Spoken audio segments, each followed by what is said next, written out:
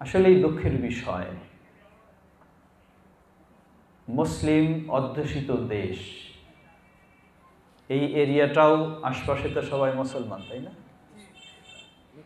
Maximum আশপাশেও অধিকাংশই মুসলিম, তারপরেও মসজিদ টিকায় রাখা কঠিন হয়।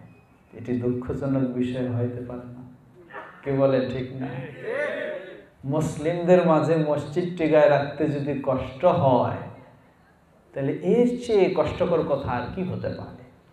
অমুসলিমদের মাঝে মসজিদ টিকায় রাখা কষ্ট, এটা স্বাভাবিক হইতেই পারে, কিন্তু মুসলিমদের মাঝে মসজিদ টিকিয়ে রাখা এটি যদি কষ্টকর হয়, এটি অত্যন্ত দুঃখজনক বিষয়।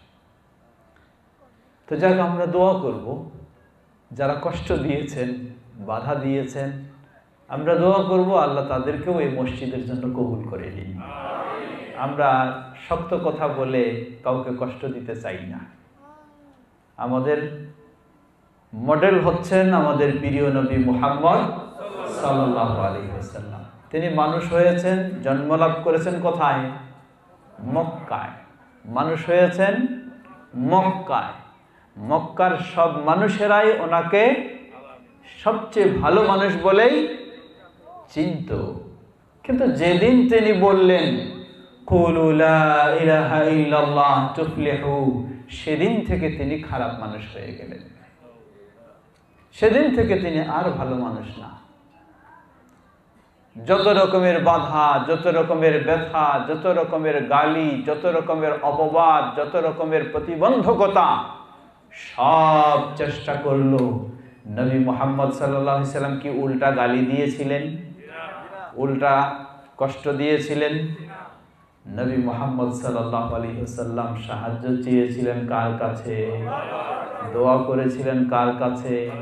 এভাবেও দোয়া করেছিলেন, হে আল্লাহ, আমার কওম তারা বুঝেনি, তারা বুঝেনি, না বুঝে আমার প্রতি তারা অন্যায় করছে, জুলুম করছে, আল্লাহ তাদেরকে হেদায়েত দাও, এই দোয়াই করেছিলেন। তাই আজকে এখানে যারা আছেন দায়িত্বে, আমি সবাইকে সেই পরামর্শটাই দিব।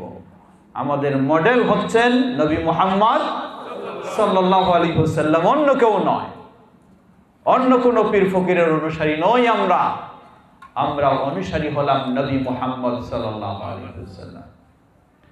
আল্লাহ রাব্বুল আলামিন তাকেই আমাদের গোটা বিশ্বের মুসলিমের জন্য মডেল হিসাবে দিয়েছেন। আল্লাহ বলেন, লাকাদ কানা লাকুম ফি রাসূলিল্লাহি উসওয়াতুন হাসানাহ, তোমাদের জন্য উত্তম আদর্শ হলো কার মাঝে? রাসূলুল্লাহ সাল্লাল্লাহু আলাইহি ওয়াসাল্লামের মাঝে। তিনি নিজের হয়েও যখন এত বাধা বিপত্তির শিকার হলেন, আর তিনি এর বিপরীতে কি করলেন? তাদের জন্য বেশি বেশি দোয়া করলেন। তাই আমিও সবাইকে সেই পরামর্শ দেব, যারা আমাদের এই মসজিদের বাধা দিতে চায়, হয়তো বুঝে নাই, না বুঝে বাধা দিচ্ছে, মাদ্রাসার বাধা দিতে চায়, না বুঝে বাধা দিচ্ছে, আমরা তাদেরকে কখনো খারাপ কথা বলবো না। এটি আমাদের স্বভাব নয়। গালি দেওয়া আমাদের স্বভাব নয়। আমাদের স্বভাব হলো তাদের জন্য বেশি বেশি দোয়া করা। আল্লাহ যদি আমাদের দোয়া কবুল করেন, তাহলে আর বাধা থাকবে না। কি বলেন ঠিক কিনা? সবাই সহযোগিতা দেবে। আল্লাহ আমাদের সেই পরিবেশ তৈরি করে দিন। সবাইকে এই মসজিদের জন্য আল্লাহ কবুল করে নিন, এই মাদ্রাসার জন্য আল্লাহ কবুল করে নিন। সমবেত দিনী ভাই সকল, সমস্যাটা কোথায়? কেন এই ভিন্ন পরিবেশ তৈরি হয়? কারণটা কি? এর একটি মূল কারণ হলো ইসলাম আমরা মানতে চাই ঠিকই, কিন্তু ইসলাম নিজের মতো মানতে চাই, ঠিক কিনা? হ্যাঁ, ইসলাম নিজের মতো মানতে চাই। ইসলাম যে ইসলামের মতো মানতে হবে, এই চিন্তাটা আমাদের অনেকেরই নেই। ইসলাম মানতে চাই নিজের মতো। আমি যেই চিন্তায় গড়ে উঠেছি ওইভাবে যদি ইসলাম হয় ঠিক আছে, আমি যে আকীদায় গড়ে উঠেছি ওইভাবে ইসলাম হয় ঠিক আছে, আমি যেই ধারণায় গড়ে উঠেছি ওইভাবে ইসলাম হয়, ঠিক আছে, আর আমার চিন্তা, আমার আকীদা, আমার চেতনা, আমার মতবাদ, আমার ধারণা সেই আলোকে যদি ইসলাম না হয়, যতই সেই ইসলাম সুন্দর হোক, যতই সেই ইসলাম নির্ভেজাল হোক, যতই সেই ইসলাম আকর্ষণীয় হোক, যতই সেই ইসলাম খাঁটি হোক, তবু সেটি পছন্দ হয় না, ঠিক কিনা? অবস্থাটা আমাদের এই হয়ে গেছে। এজন্য প্রয়োজন ইসলামকে সঠিকভাবে, সঠিক নিয়মে ইসলামকে জানা। যদি সঠিক নিয়মে ইসলামকে জানা হয়, তাহলে আমাদের মাঝে এই ধরনের বিপরীতমূলক অবস্থান পাওয়া যাবে না। তাহলে কিভাবে সঠিকভাবে ইসলাম জানব? সঠিকভাবে ইসলাম জানতে হলে যিনি ইসলাম দিয়েছেন, যার মাধ্যমে দিয়েছেন, সেই দুইজনের মাধ্যমেই জানতে হবে। ইসলাম কে দিয়েছেন? আল্লাহ রাব্বুল আলামিন। তাহলে কোরআন আল্লাহর বাণী, কোরআনের মাধ্যমে ইসলামকে জানতে হবে। কার মাধ্যমে ইসলাম দিয়েছেন? নবী মুহাম্মদ সাল্লাল্লাহু আলাইহি ওয়াসাল্লাম। নবী মুহাম্মদ সাল্লাল্লাহু আলাইহি ওয়াসাল্লামের সহিহ হাদিসের মাধ্যমে ইসলাম জানতে হবে।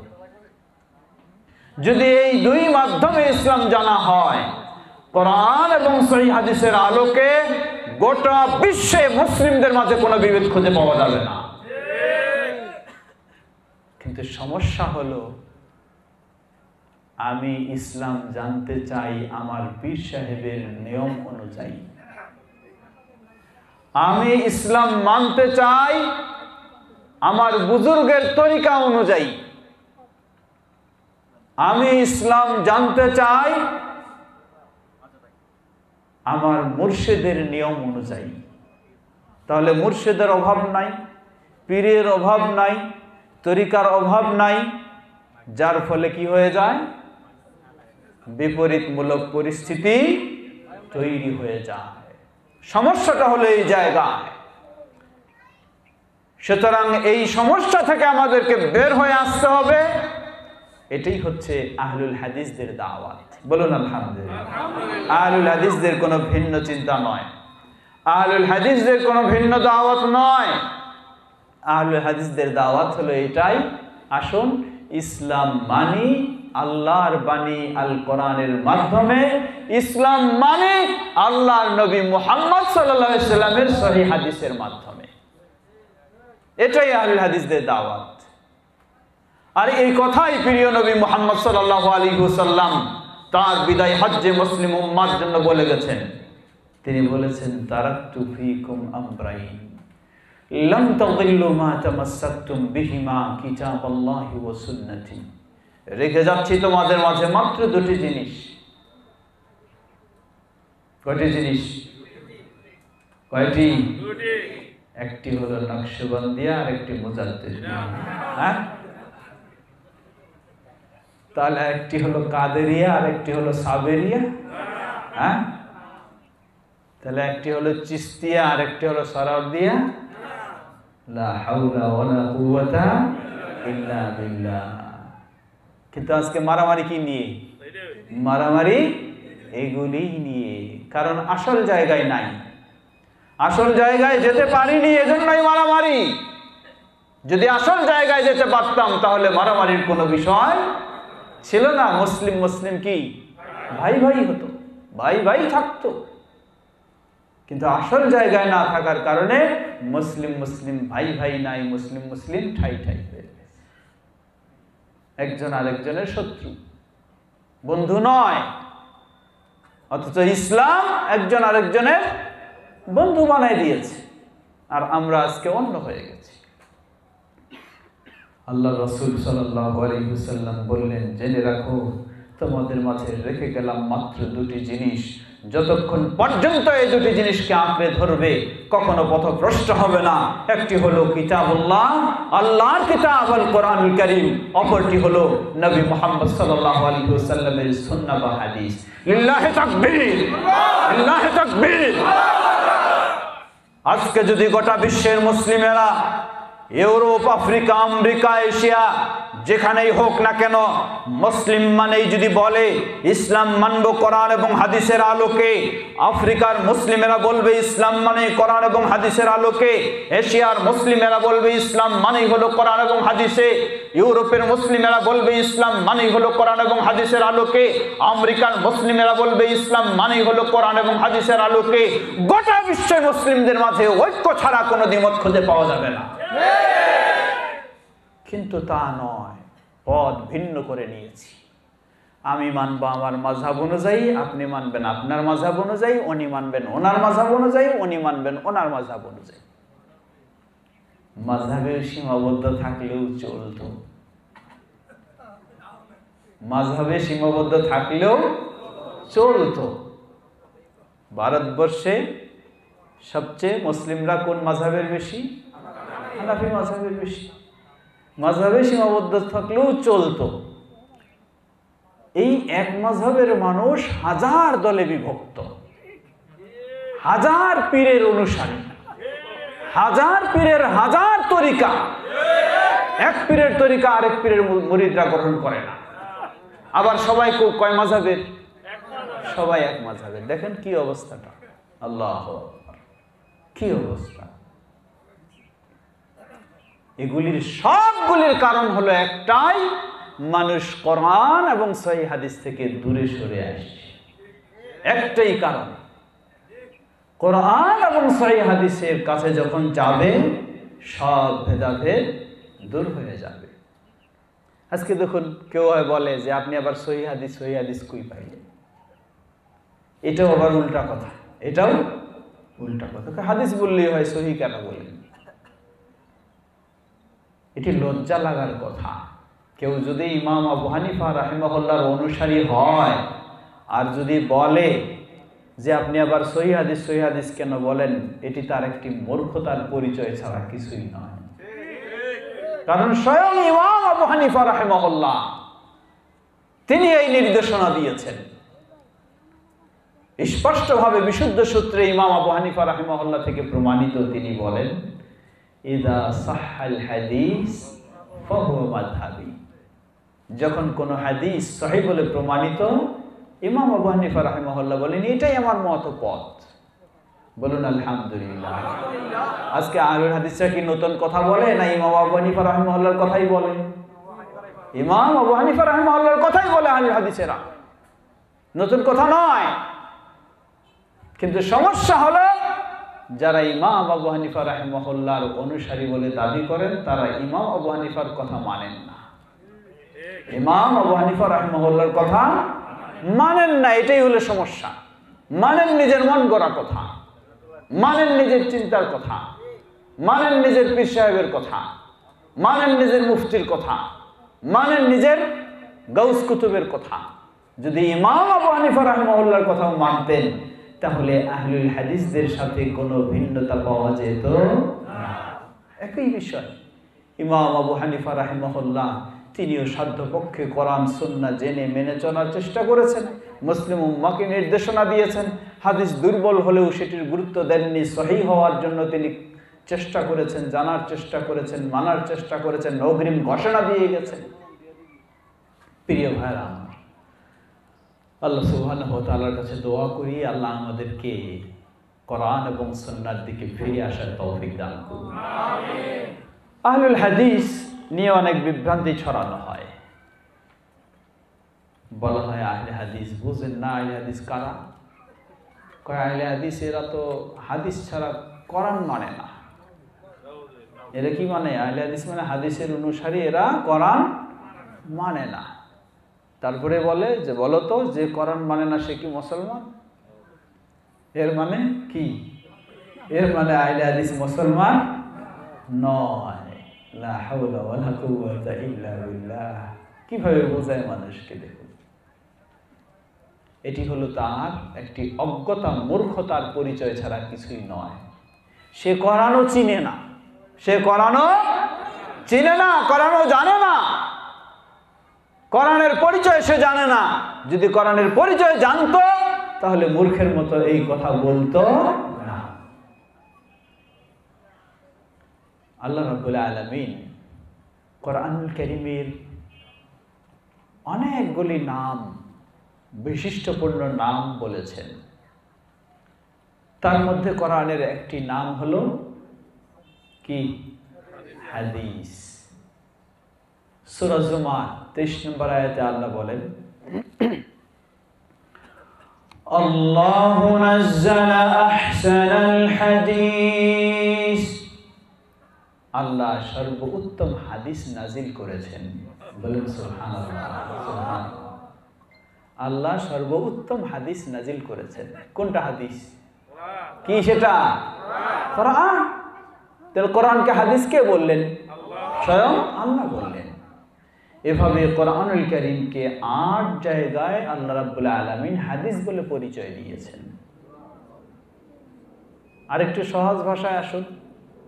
হাদিসের শাব্দিক অর্থ বাণীও হয়। কি হয়? কোরআন কার বাণী? তাহলে কোরআন কার হাদিস? আল্লাহর হাদিস। তাহলে 1 নম্বর হাদিস কোনটা? আল কোরআন। দ্বিতীয় হাদিস কোনটা? রাসূল সাল্লাল্লাহু আলাইহি ওয়াসাল্লামের হাদিস সবাই জানি। তাহলে হাদিস কয়টা? এই 2 হাদিসের অনুসারী যে সে কে? সেই হলো আহলে হাদিস। এই 2 হাদিসের অনুসারী সেই হলো আহলে হাদিস। তো এটি হলো যে বলে যে আহলে হাদিস মানে হলো কোরআন মানে না, হাদিস মানে খালি, আর যে হাদিস মানে কোরআন মানে না সে মুসলমান নয়। আসলে সে কোরআনও চিনে না, কোরআনের নামও জানে না, কোরআনের পরিচয়ও বুঝে না। বুঝলে এই মূর্খের মতো কথা বলতো না। তাই আহলুল হাদিস অর্থ হলো যারা আকীদার ক্ষেত্রে, আমলের ক্ষেত্রে, ইবাদতের ক্ষেত্রে, ইসলামের প্রতিটি বিষয়ের ক্ষেত্রে কোরআন এবং সহিহ হাদিস অনুযায়ী মেনে চলার চেষ্টা করে, তারাই হচ্ছেন আহলুল হাদিস। আল্লাহ আমাদের সবাইকে প্রকৃত আহলুল হাদিস হওয়ার তৌফিক দান করুন। এটার বিপরীত কোনো পথ আছে? কোনো পথ নাই। কেউ ইসলাম যদি মানতে চায় এর বিপরীত কোনো পথ নাই, মানতেই হবে আপনাকে এই দুটা।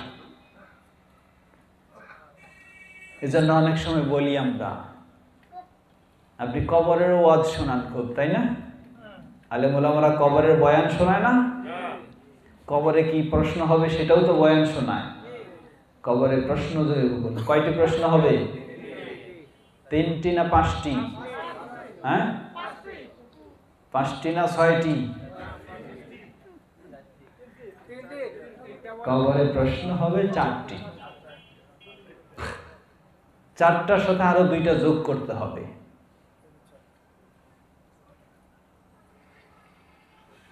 তাহলে হবে 6টা। 4টা কি? প্রথম হলো মান রাব্বুকা, তোমার রব কে। দ্বিতীয় হলো মা দীনুকা, তোমার দিন কি। তৃতীয় হলো মান নবিয়ুকা, তোমার নবী কি। চতুর্থ হলো যে উত্তর দিতে পারবে, তারে জিজ্ঞাসা করা হবে। এটি চতুর্থ হলো তার জন্য যে উত্তর দিতে পারবে। কিভাবে তুমি জেনেছো? কিভাবে তুমি জেনেছো? সে জবাব দিবে আমি কিতাব পড়ে জেনেছি। 5ম প্রশ্ন হবে তোমার মাযহাব কি ছিল। 5ম প্রশ্ন হবে তোমার মাযহাব কি ছিল। কারণ 4 মাযহাব মানা ফরজ না? কবরে তো প্রশ্ন আসবেই। 4 মাযহাব মানা যেহেতু ফরজ, এজন্য 5 নম্বর প্রশ্ন হবে তোমার মাযহাব কোনটা ছিল বলো এখন। কেন মাননি মাযহাব বলো এখন। এটা যদি জবাব দিতে পারেন তাহলে 6 নম্বর প্রশ্ন হবে তোমার তরিকা কি ছিল। নকশবন্দিয়া ছিল না মুজাদ্দিদিয়া ছিল না চিশতিয়া ছিল, বলো তোমার তরিকা কি। লা হাওলা ওয়ালা কুওয়াতা ইল্লা বিল্লাহ। এভাবেই ইসলামকে মন গড়া তৈরি করা হয়। এভাবে ইসলামকে মন গড়া তৈরি করা হচ্ছে। জেনে নিন, আপনি যাই হন, আপনাকে কবরে জবাব দিতেই হবে নবী মুহাম্মদ সাল্লাল্লাহু আলাইহি ওয়াসাল্লাম সম্পর্কে। জবাব দিতেই হবে, ভিন্ন কোনো পথ নেই। কিন্তু আজকে আমাদের অবস্থাটা কি হয়েছে? কাউকে যদি আপনি একটা হাদিস থেকে কিছু বলেন, তিনি আপনাকে উল্টা প্রশ্ন করেন যে আপনি যেটা বললেন এটা কি আমাদের মাযহাবে আছে নাকি, বলেন কি ঠিক কিনা? উল্টা বলে যে আমাদের মাযহাবে আছে নাকি, বলেন। এর মানে মাযহাবে থাকলে মানব, না থাকলে মানব না। কত দুঃখের বিষয়। এখানে একটি বড় পার্থক্য দেখুন। কোন মাযহাবী ব্যক্তি হলে তিনি বলবেন যে এটা মাযহাবে আছে কিনা বলেন, থাকলে মানবে, না হলে মানবে না। কিন্তু আহলুল হাদিসের প্রশ্ন কি? আহলুল হাদিস ব্যক্তি বলবে যে কোরআন হাদিসে আছে কিনা। আল্লাহু আকবার। আহলুল হাদিস ব্যক্তির প্রশ্ন হলো আপনি যে একটা বললেন এটি কোরআন হাদিসে আছে কিনা দেখান। যদি কোরআন হাদিসে থাকে তাহলে মানতে প্রস্তুত, যদি কোরআন হাদিসে না থাকে দুনিয়ার সব মানুষ বললেও ইসলামের নামে মানতে প্রস্তুত নয়। এটি হলো আহলুল হাদিসদের কথা। কিন্তু আমাদের অন্য ভাইদের কথা হলো ডাইরেক্ট কোরআনে থাকুক না থাকুক বুঝি না, হাদিসে থাকুক না থাকুক বুঝি না, বুঝি মাযহাবে আছে কিনা, তরিকায় আছে কিনা, পীর সাহেব বলেছেন কিনা।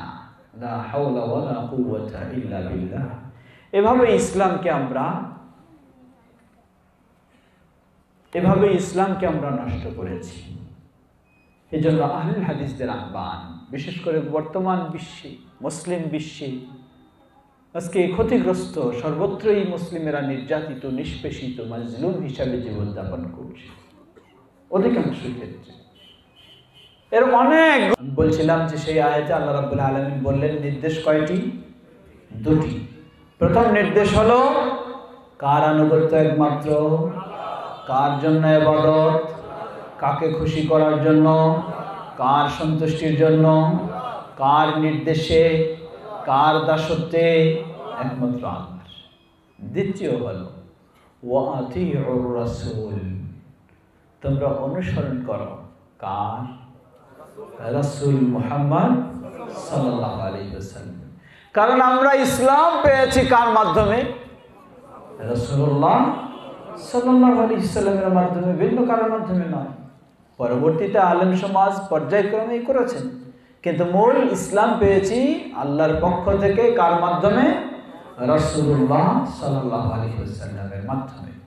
সুতরাং একজন মুসলিমকে তার জীবনের সকল আমলগুলি, সকল কাজগুলি একদিকে করতে হবে শুধু আল্লাহর জন্য, অপর দিকে করতে হবে শুধু কার অনুসরণ করে? মুহাম্মদ সাল্লাল্লাহু আলাইহি ওয়াসাল্লামের অনুসরণ করে এবং তার নির্দেশেই খোলাফায়ে রাশিদিন ও সাহাবীদের, ভিন্ন কোনো ব্যক্তির নয়। আমাদের ধারণা হয়ে গেছে বাপদাদার নিয়ম অনুযায়ী আমাদেরকে দিন মেনে চলতে হবে, তাই না? বাপদাদার নিয়ম অনুযায়ী দিন মেনে চললে দিন পাওয়া যাবে না, দিন থেকে বঞ্চিত হতে হবে, দিন থেকে বঞ্চিত হতে হবে। এর অর্থ এই নয় বাপদাদার সাথে দুর্ব্যবহার করব, এটা নয়। বাপদাদার সাথে অবশ্যই ইসলামের নির্দেশেই, কোরআন হাদিসের নির্দেশেই তাদের সাথে আমাদের সবসময় সদাচরণ হবে। কিন্তু ইসলাম মানতে হবে কার অনুসরণ করে? মুহাম্মদ সাল্লাল্লাহু আলাইহি ওয়াসাল্লামের অনুসরণ করে। এজন্য একজন অমুসলিম যখন ইসলামে প্রবেশ করবে তারে কি বলতে হয়? আশহাদু আল্লা ইলাহা ইল্লাল্লাহ ওয়াহদাহু লা শারীকা লাহ। এক হলো তাওহীদের স্বীকৃতি, অপর হলো শিরক মুক্ত হওয়ার স্বীকৃতি। দ্বিতীয় ওয়া আশহাদু আন্না মুহাম্মাদার রাসূলুল্লাহ সাল্লাল্লাহু আলাইহি ওয়াসাল্লাম। আশ্চর্য হতে হয়, কত ভয়ঙ্কর কথা। ইউটিউবে বহুল প্রচলিত একটি ভিডিও রয়েছে। একজন বিরাট বড় মানুষ, সুন্দর দাড়ি, বিশাল পাগড়ি, সুন্দর পোশাক, আরবিতে বক্তব্য দিচ্ছেন। তিনি তার বক্তব্যে বলছেন আমাদের সংগ্রাম চলবেই, আন্দোলন চলবেই যতদিন না মদিনার মসজিদে বা মক্কার মসজিদে শোনা যায় আশহাদু আন্না আলিয়া ওয়ালিউল্লাহ, যে আমাদের আন্দোলন চলবেই, সংগ্রাম চলবেই যতদিন না মক্কা মদিনার মসজিদে শোনা যায় আজানের মধ্যে যে আশহাদু আন্না আলিয়া ওয়ালিউল্লাহ, আশহাদু আন্না মুহাম্মাদুর রাসূলুল্লাহর পরিবর্তে আলী ওয়ালিউল্লাহ, এটা যতদিন না শোনা যায় ততদিন তাদের সংগ্রাম চলবে। কে সেই ব্যক্তি? শিয়া, চরমপন্থী শিয়া যারা, তারা মুহাম্মদ সাল্লাল্লাহু আলাইহি ওয়াসাল্লামের নাম আজানে থাকুক এটিও তাদের পছন্দ হয় না। লা হাওলা ওয়ালা কুওয়াতা ইল্লা বিল্লাহ। সেই জায়গায় হতে হবে আলী রাদিয়াল্লাহু আনহুর নাম। কোনো সন্দেহ নেই, আমরা অবশ্যই আলী রাদিয়াল্লাহু আনহুকে সম্মান করি, শ্রদ্ধা জানাই, যেহেতু তিনি ইসলামের খলিফা, চতুর্থ খলিফা। কিন্তু আলী রাদিয়াল্লাহু আনহুকে সম্মান জানাতে গিয়ে মুহাম্মদ সাল্লাল্লাহু আলাইহি সাল্লামের সমপর্যায়ে বা ঊর্ধ্বে কখনো স্থান দিতে পারি না। গোটা মানব জাতি এর মাঝে প্রথম স্থান যাকে দিব তিনি হলেন প্রিয় নবী মুহাম্মদ সাল্লাল্লাহু আলাইহি সাল্লাম। আল্লাহর পরেই হলো মুহাম্মদ সাল্লাল্লাহু আলাইহি সাল্লামের স্থান। অতঃপর খলিফা আবু বকর as-সিদ্দিক রাদিয়াল্লাহু আনহুর স্থান, অতঃপর খলিফা ওমর ফারুক রাদিয়াল্লাহু আনহুর স্থান, অতঃপর উসমান বিন আফফান রাদিয়াল্লাহু আনহুর স্থান, অতঃপর আলী বিন আবি তালিব রাদিয়াল্লাহু তাআলা আনহুর স্থান। প্রিয় ভাইরা, যে বিষয়টি বলছিলাম, সুতরাং আপনি যদি এটাও বলেন যে আবু বকর রাদিয়াল্লাহু আনহুর অনুসরণ করব, নবী সাল্লাল্লাহু আলাইহি ওয়াসাল্লামকে বাদ দিয়ে তবু কোনো সুযোগ নাই। তাহলে যেখানে আবু বকর রাদিয়াল্লাহু আনহুকে অনুসরণ করবেন, নবী সাল্লাল্লাহু আলাইহি ওয়াসাল্লামকে বাদ দিয়ে এটি সুযোগ নাই, তাহলে কি নবী সাল্লাল্লাহু আলাইহি ওয়াসাল্লামকে বাদ দিয়ে কোনো পীর মাশায়েখের অনুসরণের সুযোগ আছে? কোনো বুজুর্গের সুযোগ আছে? কোনো গাউস কুতুবের সুযোগ আছে? কোনো পীর ফকিরের সুযোগ আছে? কোনো ইমাম মুস্তাহিদের সুযোগ আছে? কখনো নেই। এর অর্থ এই নয়, সেখানে যেমন বলেছি যে আলী রাদিয়াল্লাহু আনহুকে নবী সাল্লাল্লাহু আলাইহি ওয়াসাল্লামকে বাদ দিয়ে গ্রহণ করার সুযোগ নাই, এর অর্থ এই নয় যে আলী রাদিয়াল্লাহু আনহুকে আমরা সম্মান করি না, তা নয়। আলী রাদিয়াল্লাহু আনহু যেই সম্মানের অধিকারী, সেই সম্মান অবশ্যই তাকে আমরা দেব, দিতে হবে, এটি ঈমানের দাবি। ঠিক তেমনি ভাবে আলেম ওলামারা যেই সম্মানের অধিকারী, সেই সম্মান তাকে দিতে হবে। কিন্তু এর অর্থ এই নয় যে মুহাম্মদ সাল্লাল্লাহু আলাইহি ওয়াসাল্লামকে বাদ দিয়ে আলেমকে নিয়ে আমি পড়ে থাকলাম, তা কোনোদিন হতে পারে না। আলেমকে আলেমের সম্মান দেব, বাপদাদাকে বাপদাদার সম্মান দেব, আর মুহাম্মদ সাল্লাল্লাহু আলাইহি ওয়াসাল্লামকে মুহাম্মদ সাল্লাল্লাহু আলাইহি ওয়াসাল্লামের সম্মান দেব। এই নয় মিলাদে খালি দাঁড়াইয়া নবী সাল্লাল্লাহু আলাইহি ওয়াসাল্লামকে বলবো, আর আমলের সময় মুহাম্মদ সাল্লাল্লাহু আলাইহি ওয়াসাল্লামের কোনো খবর নেই। জেনে নিন আপনি মিথ্যুক, আপনি কখনো মুহাম্মদ সাল্লাল্লাহু আলাইহি ওয়াসাল্লামকে ভালোবাসেন না। যদি সত্যি মুহাম্মদ সাল্লাল্লাহু আলাইহি ওয়াসাল্লামকে ভালোবাসতেন, আপনার জীবনের প্রতিটি আমলের ক্ষেত্রে, আকীদার ক্ষেত্রে, আদর্শের ক্ষেত্রে বলতেন, আপনার প্রশ্ন হতে হবে মুহাম্মদ সাল্লাল্লাহু আলাইহি ওয়াসাল্লামের আকীদা কি ছিল, আমি সেই আকীদা গ্রহণ করব। মুহাম্মদ সাল্লাল্লাহু আলাইহি ওয়াসাল্লামের ইবাদত কি ছিল, আমি সেভাবে ইবাদত করব। মুহাম্মদ সাল্লাল্লাহু আলাইহি ওয়াসাল্লামের আদর্শ কি ছিল, আমি সেই আদর্শ গ্রহণ করব। এটা হচ্ছে মুহাম্মদ সাল্লাল্লাহু আলাইহি ওয়াসাল্লামের প্রতি ভালোবাসার পরিচয়। আজকে আহলুল হাদিসদের বক্তব্য হলো সেটাই। আপনার ভালোবাসার দাবি মিথ্যা হলে চলবে না, ভালোবাসা হতে হবে সত্য ভালোবাসা। আমরা যেন সত্যিকারী ভাবে মুহাম্মদ সাল্লাল্লাহু আলাইহি ওয়াসাল্লামকে সেভাবেই ভালোবেসে তার অনুসরণ করে আমাদের জীবনের ইবাদতগুলি করতে পারি। আল্লাহ আমাদের সবাইকে সে তৌফিক দান করুন। মনে রাখবেন, আল্লাহর তাওহীদ একত্ববাদের বিপরীত যেমন শিরক, মুহাম্মদ সাল্লাল্লাহু আলাইহি ওয়াসাল্লামের সুন্নাহর বিপরীত তেমন বিদআহ। বিপরীত তেমন বিদআহ। বিপরীত বেদা হলে অসুবিধা কোথায়? বেদাত তো আছেই সুযোগ। একটা হলো ভালো বেদাত, একটা খারাপ বেদাত। হ্যাঁ, একটা বেদাতে হাসানা আর একটা বেদাতে সাইয়্যা। চলতেই হাসানা মানে মুফতি সাহেবের কাছে যেটা হলে ভালো লাগে ওটার নাম হলো বেদাতে হাসানা। যেটা করলে মুফতি সাহেবের পকেট ভরবে ওটা হলো কি বিদআতে হাসানা, আর যেটা করলে পকেট ভরবে না ওটা বিদআতে সাইয়্যা, ওটা চলবে না। লা হাওলা ওয়ালা কুওয়াতা ইল্লা বিল্লাহ। 1400 বছর আগেই নবী মুহাম্মদ সাল্লাল্লাহু আলাইহি ওয়াসাল্লাম এই ঘোষণাও দিয়েছেন, এটাও স্পষ্ট করে দিয়েছেন। তিনি বলেন কুল্লু বিদআতিন দালালা, সকল প্রকার বিদআত পথভ্রষ্টতা, কোনটার মাঝে হেদায়েত নেই, কোনটাই মেনে চলার সুযোগ নেই, সবটাই পথভ্রষ্টতা। এজন্যই আল্লাহ রাসূল সাল্লাল্লাহু আলাইহি ওয়াসাল্লাম কঠিনভাবে সতর্ক করেছেন। একদিকে তিনি বলেন, জেনে রাখো, মনে রাখবেন, হাদিসটি বলে শেষ করব, সময় যেহেতু শেষ। এটি অত্যন্ত একটি গুরুত্বপূর্ণ হাদিস এবং এর মাঝে স্পষ্ট হয়েছে সব। 1400 বছর আগেই নবী মুহাম্মদ সাল্লাল্লাহু আলাইহি ওয়াসাল্লাম এমনভাবে বর্ণনা দিয়েছেন, মনে হয় যেন আজকে আমরা সেই সমস্যাগুলি মনে করছি আর সমাধানটা নবী সাল্লাল্লাহু আলাইহি ওয়াসাল্লামের কাছ থেকে নগদ পেয়ে যাচ্ছি। সুবহানাল্লাহ। কারণটা কি?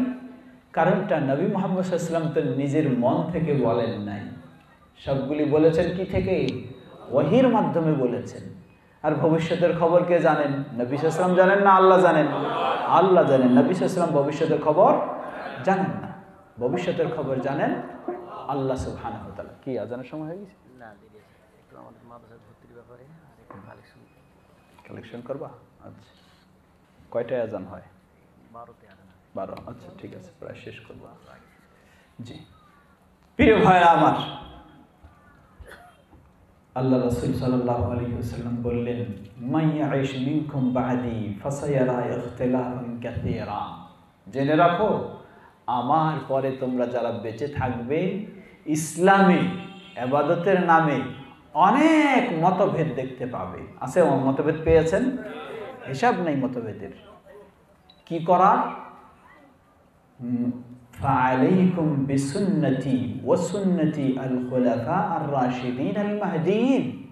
তোমাদের কর্তব্য হলো সেই মুহূর্তে, সেই পরিবেশে, পরিস্থিতিতে আমার সুন্নাহকে আঁকড়ে ধরো, খোলাফায়ে রাশিদিনের সুন্নাহকে আঁকড়ে ধরো।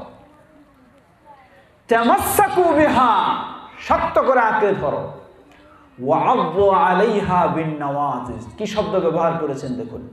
প্রথমে বললেন শক্ত করে আঁকড়ে ধরো, এরপর আবার বললেন যে মারির দাঁতগুলি দিয়ে কামড়ে ধরো সুন্নাহকে। সুবহানাল্লাহ। এর মানে সুন্নাহ হয়তো আপনার কাছ থেকে ছুটে যেতে পারে, দাঁত দিয়ে কামড়ে ধরতে হবে সুন্নাহকে। এটি এক। সাথে আবার সতর্ক করলেন, ওয়া ইয়াকুম ওয়া মুহদাসাতিল উমুর। আবার সতর্ক সাবধান করছি, ইসলামে ইবাদতের নাম দিয়ে নতুন নতুন বহু কিছু চালু হবে। আল্লাহু আকবার। কিভাবে বলেছেন কথাগুলি দেখুন। সেগুলি থেকে তোমাদেরকে সতর্ক করছি। ফাইন্না কুল্লা মুহদাসাতিন বিদআহ, কারণ প্রতিটি নতুন আবিষ্কৃত বিষয়গুলি কি হবে? বিদআত। ওয়া কুল্লা বিদআতিন দালালা, প্রতিটি বিদআতই হলো পথভ্রষ্টতা। স্পষ্ট করে দিয়েছেন, আর স্পষ্ট করার প্রয়োজন নেই। কিন্তু দুঃখের বিষয়, আলেম সমাজেই এটাকে রংচং দিয়ে আরেক দিক নিয়ে চলে যাচ্ছে। বলে যে বেদাত কিছু হলো ভালো, কিছু হলো মন্দ। প্রিয় ভাইরা আমার, মাদ্রাসাতুল ফালাহ হলো সেই মাদ্রাসা, যেই মাদ্রাসায় সেই সুন্নাহর আলোকে আমাদের কলিজার টুকরার সন্তানদেরকে শিক্ষা দেওয়া হবে, যারা হবে দেশের সুনাগরিক, যারা হবে বাবা মার আদর্শ সন্তান, দেশের আদর্শ সন্তান। সে আলোকেই মাদ্রাসাতুল ফালাহ কার্যক্রম নিয়ে সামনের দিকে অগ্রসর হচ্ছে। প্রয়োজন আপনাদের সকলের সার্বিক সহযোগিতা। বিশেষ সহযোগিতা হলো এই মাদ্রাসা আপনার সন্তানের জন্য, অতএব আপনার সন্তান এখানে দিতে হবে। বিশেষ করে যারা পাশে রয়েছেন, প্রতিবেশী রয়েছেন, তাদের প্রতি এটি আরো বিশেষ মাদ্রাসার পক্ষ থেকে আহ্বান, যেই প্রতিষ্ঠান আপনার পাশে, দূরের সন্তানেরা এখানে আছে, আর আপনি কাছে হয়েও আপনার সন্তান এখানে নেই, নিশ্চয়ই আপনি এ মাদ্রাসার উপকার থেকে বঞ্চিত হচ্ছেন। তাই আসুন, আপনার সব সন্তানকে এখানে দিতে হবে এটি কোনো বলছি না আমরা। আপনার একাধিক সন্তান রয়েছে, এক সন্তানকে এখানে শিক্ষিত করুন। এবং এখানে শিক্ষিত করলে এটি আবার স্মরণ করে দিতে চাই, আমাদের সমাজে কিছু মাদ্রাসা রয়েছে যেখানে পড়লে একজন হাফেজ সাহেবের ছাড়া আর বেশি কিছু হওয়া যায় না। আর হাফেজ সাহেব হলেই তো সুবিধা, মানুষের কোরআন খতম করার লোক খুঁজে পাওয়া যাবে, তাই না? হ্যাঁ, কারণ কেউ মারা গেলেই শুধু কোরআন খতমের চর্চা, জীবন থাকতে কোরআন পড়ার খতম নিজে করবে এটাও কোনো চিন্তা নাই, ঠিক কিনা? অবস্থা এই হয়ে গেছে। না, এই সমস্ত চর্চাগুলি সম্পূর্ণ নিষিদ্ধ। কোরআন শুধু কেউ মারা গেলে তার জন্য খতম দিবে, বা কারো বার্ষিকীর জন্য খতম দিবে, বা কোনো উদ্বোধনের জন্য খতম দিবে, এজন্য কোরআন আসেনি, এজন্য কোরআন নাজিল হয়নি। সুতরাং এগুলি গর্হিত কাজ যেগুলি আজকে আমাদের সমাজে হয়েছে। আমরা আশা করি মাদ্রাসাতুল ফালাহ সেই আদর্শের নয়, সেই চিন্তার নয়। এখানে সন্তানেরা ভালো মন মানসিকতায়, মর্যাদা বোধ সম্পন্ন, আত্মমর্যাদা বোধ সম্পন্ন মানসিকতায় গড়ে উঠবে, যারা দেশের জন্য কল্যাণকর হবে, দেশের জন্য উপকারী হবে। এমনইভাবেই সন্তানদেরকে গড়ে তোলার চেষ্টা করা হয়। আল্লাহ আমাদের সেই প্রতিষ্ঠানকে এইভাবে কবুল করে নেন, বলেন আল্লাহুম্মা আমিন।